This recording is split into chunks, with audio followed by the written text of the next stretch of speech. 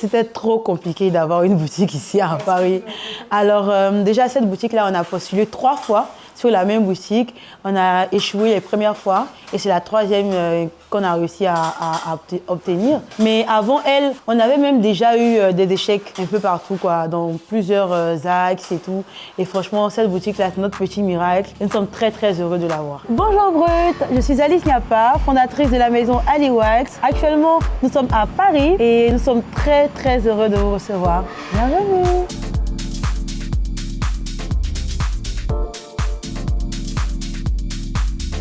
Actuellement, nous sommes en plein travaux de finition. Nous sommes à la 5e boutique AliWax. Nous avons 3 boutiques à Abidjan, une boutique à Ouagadougou et maintenant une boutique à Paris. C'est une longue histoire, ça fait plus d'1 an que nous sommes en train de rechercher une boutique à Paris. C'est vrai que nous venons d'Afrique, nous avons toujours cru en notre projet, cru que notre marque également peut s'imposer en Europe, en Amérique, même en Asie, pourquoi pas, nous sommes prêts. Alors là, actuellement, nous sommes, on va dire, à 70% parce qu'on a la façade à faire totalement.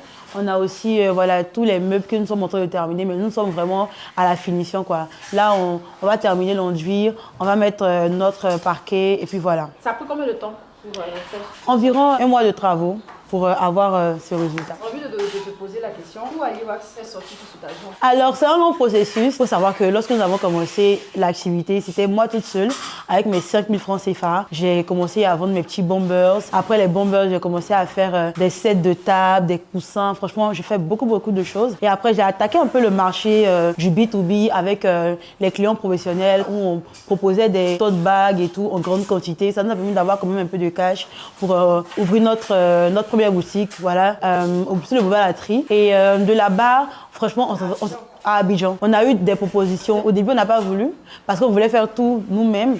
Mais après avoir perdu notre première boutique, mais on a été cambriolés, on a perdu vraiment notre investissement. Après avoir perdu cet investissement-là, on a pris un prêt avec une institution financière en Côte d'Ivoire. Et ensuite, nous sommes allés nous former à CEFIS. Et après la formation, nous avons eu un prêt de 15 millions à l'époque, de 15 millions. On a aussi eu une belle faveur parce qu'on a gagné un concours et on a eu un prêt de 10 millions. Donc, on a vraiment investi tout dans notre business et à chaque fois qu'on gagnait de l'argent, on ne faisait que réinvestir.